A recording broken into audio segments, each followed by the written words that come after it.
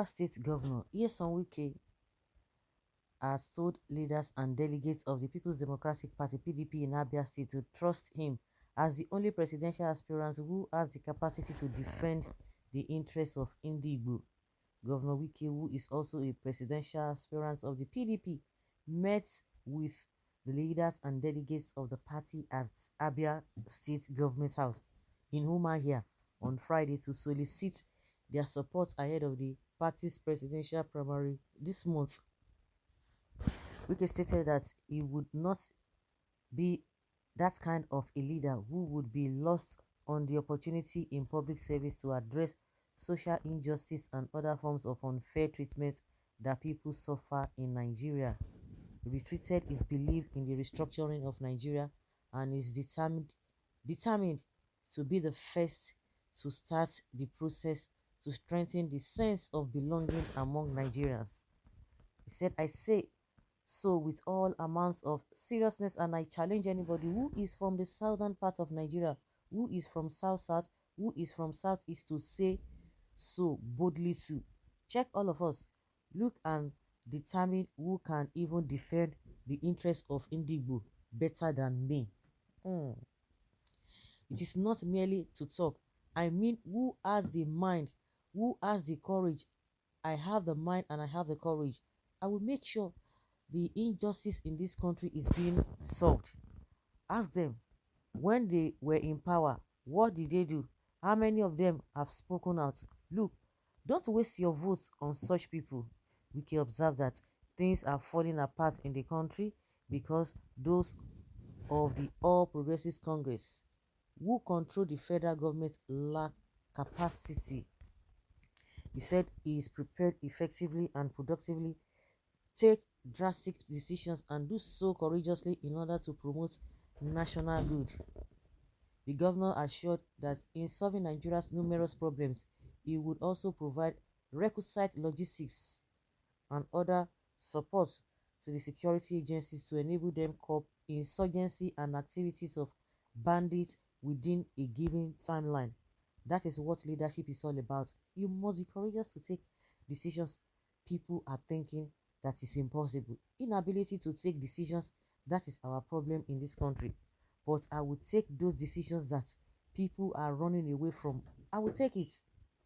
On his part, Governor of Abia State, Dr. Keze Ikpeazu, who had earlier hosted Governor Wike on a courtesy visit, said they have found in the presidential aspirant a leader who is consistent with a character and trustworthy.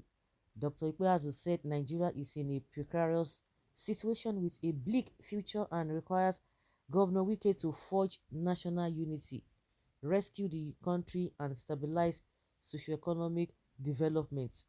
Former Abia State Governor Senator Theodore Oji, who represents Abia Central Senatorial District in the National Assembly, said Governor Wike as a performer is qualified to lead Nigeria.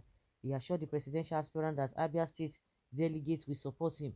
Also speaking from Governor of Gombe State, Hassan Dakwambu, noted that Wike is truly a tested politician who is prepared psychologically and physically to be the best president of Nigeria. Abia State PDP Chairman Dr. Awel Asiforo Okere informed that most delegates are Governor Wike's converts because they believe in the leadership that he would offer following from what he had accomplished in Rivers State. Wike. Nigerians, we suffer. All these guys, they are something else. At times, you begin to ask yourself, what is the problem? This is how all of them will be talking pele pele pele pele pele pele pele pele pele pele. Buhari cried for 12 years. He was crying. He was crying left, right, and center. Ew, ew. I know the problem of this country. I not knowing say now, oh, now wash. Person we not even supposed to even be. I don't even understand. You know, check at Buhari's capacity and fix him. You should be able to fix him where he belongs. If you think he fits, the job is old enough, he fits to be there. You should know of all the jobs in the country, just on your own, with Buhari's capacity, with the way he does things, you should know where to fix him, where he belongs to, not that presidency. He cried. People thought he was an honest person. But we can see in those days I used to think that older people always have compassion. They are so compassionate. They, because they have seen things in life, they tend to love, because they will not see that all those gra, all those kind of thinking is not it, because it's not going to help, because they have seen it, or they've been able to carry sand, they've been able to carry water, so they know the difference. They know the one that is weightier. But with this crop of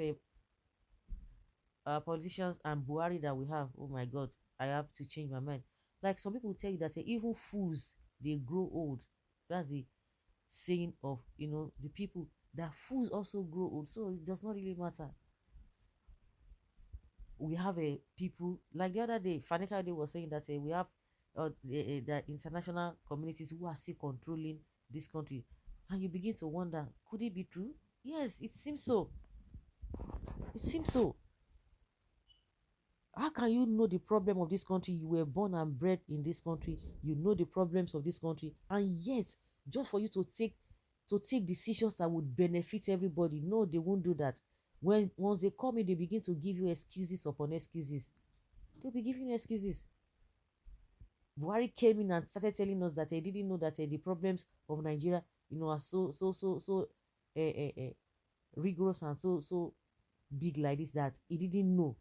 You have been in government parastatal, you've been working in government parastatal, you say you didn't know. Then what were you campaigning for if you didn't know? And you were telling us all Kambu stories that you're going to do this, you're going to do that. At the end of the day, all to no avail. Oh, if not because of age, you would have done better. You can imagine, and you knew your age. You knew your age.